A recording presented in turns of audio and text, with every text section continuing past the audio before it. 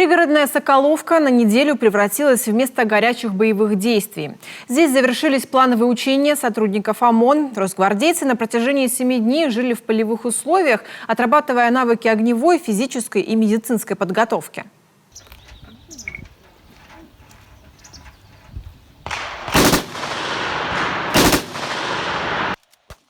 На практике росгвардейцы показывали тактические, топографические и инженерные знания. Один из примеров – задержание условных преступников. На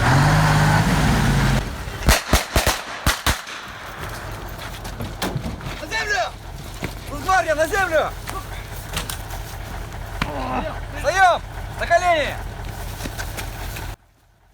Смоделировали ОМОНовцы захват вооруженной банды. Точность и быстрота действий поражают.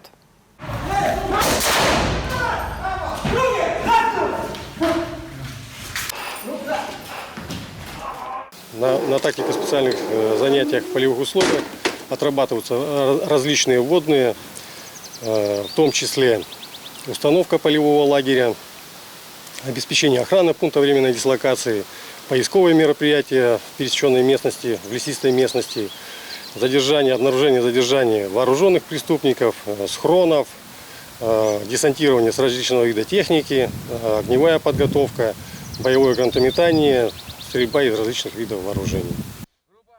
Учения проводятся раз в полгода и принимает в них участие весь личный состав отряда. В Коми их всего 2 в Сыктывкаре и Воркуте. Как и в столице, за полярным кругом полевые сборы прошли успешно. Все поставленные цели и задачи выполнены с отличием.